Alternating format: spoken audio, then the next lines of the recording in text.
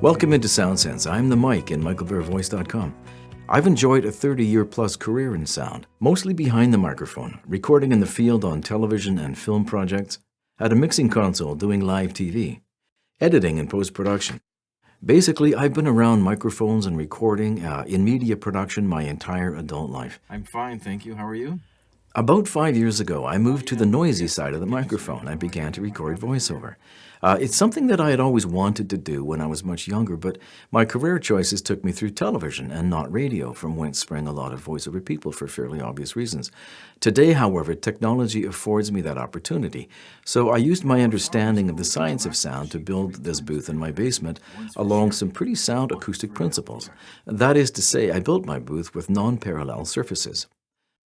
From front to back, from side to side, from ceiling to floor, all surfaces I put out by about 10 degrees. And this helped to moderate considerably some of the nasty acoustic stuff that can happen when you're recording in what is essentially a small box, like a closet.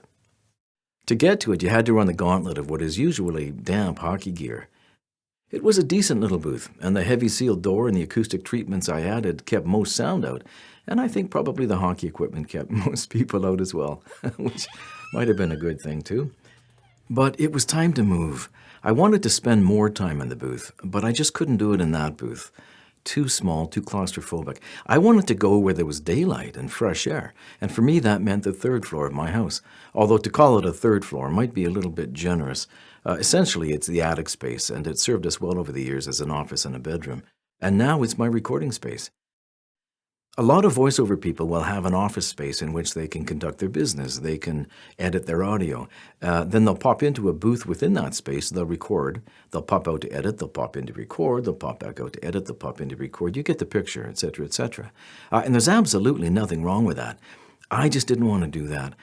I like to have an all-in-one space in which I can record, I can edit, I can mix, without having to get off my ass.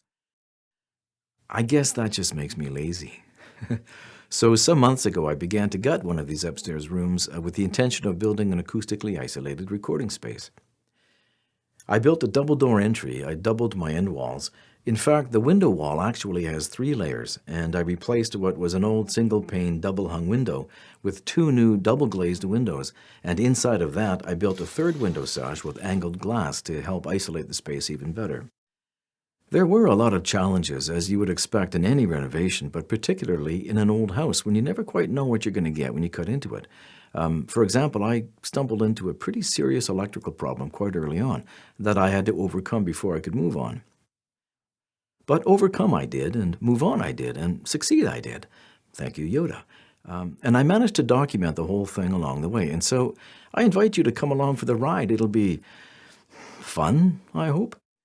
It's part how-to, part adventure vlog, part diary, part cautionary tale. Maybe the only thing you're going to learn is I don't want to do any of that stuff. The Germans have a word, Schadenfreude. Now, maybe Schadenfreude's your thing. There were a lot of days to invite misery, to be quite honest, and so if Schadenfreude's your thing, I invite you to come along as well. Subscribe to the channel and follow the progress of this build. Episodes are grouped roughly around the major components of the build, such as electrical, flooring, drywall. Plus, there'll be the occasional wander off into the woods to look at interesting flora and fauna. But we can't get there until we leave here, so let's get started. As you can probably tell from the dinosaur motif here on the wall, this was once a children's bedroom. First step is to strip off the paper from the walls. This is a paper product that has been applied over what I know to be a 3/4 inch shiplap. Back in the 70s when they renovated, they applied shiplap to the walls, which helps me immeasurably because it provides mass, and that's what you want in an acoustically isolated space, is mass. I'm going to strip the paper off. I'm going to carefully remove all this wood. I'm going to insulate and vapor barrier in behind. I will reapply the wood, and onto that I will add a layer of drywall. If I have to, I'll put in 2 layers of drywall, but because I'm dealing with limited height though, I want to minimize that. But first step is to strip all the paper off. So, off to work. It's tedious.